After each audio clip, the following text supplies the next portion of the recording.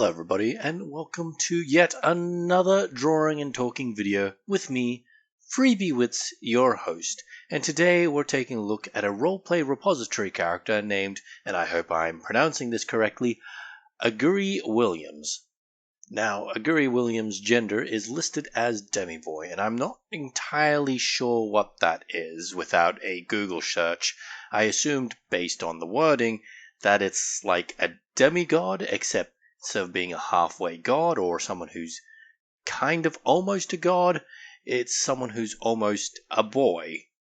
So take that as you will. According to Google, it's basically let me quote it actually.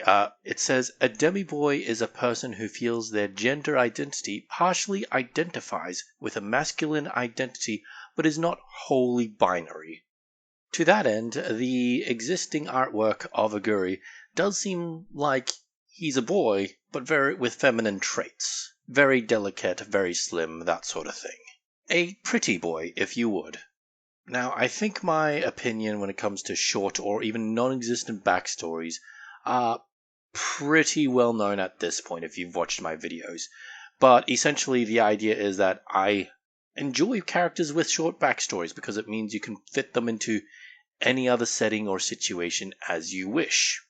In Aguri's case, it's a bit more extreme. Now, there is a bit of history, there is a bit of backstory here and there, but with the physical stat, it specifically states that his age is listed as depends. They don't say that he's a 16-year-old kid, they don't say he's a 30-year-old man or anything like that. It just says it depends. So I assume in this case, they really, really want to be able to put him in any situation, whether it be a high school roleplay sort of thing or a more aged up situation where they're in the workplace, that sort of thing, which I wholeheartedly approve of. Something I want to mention is that Aguri has a sister and they were adopted by a Mr. and Mrs. Williams. His backstory isn't really filled with any angst, he's just adopted, and they both seem to love him. He has a nice family, and well, finding a character who's not a orphan in these types of roleplay repository situations is pretty rare, so props to that. One thing to note is that this character also has a tattoo on their neck, which I did not draw because, my goodness, it is super detailed. It's like a little dragon character. If you want to see how it's supposed to look like, go into their profile, which will be linked in the description below. Anyways, would I be able to play this character in a tabletop game? Yes, very easily. Would I be able to play this character in a LARP? And my answer is, yeah, sure.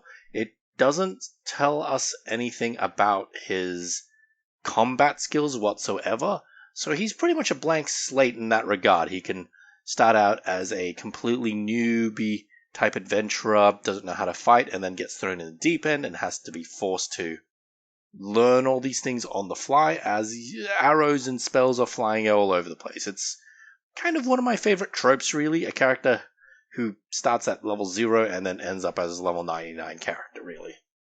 Also, while I know a lot of people don't like Christmas being celebrated so early since it's still only November, I decided I was in a Christmassy mood, and that's why I gave him, well, a Christmas hat. And the fact that he has pointed ears makes him look like an elf, so there we are. Anyways, that's my talking and drawing video about Aguri Williams. Hope you've all enjoyed your time, and thank you for watching. Bye-bye.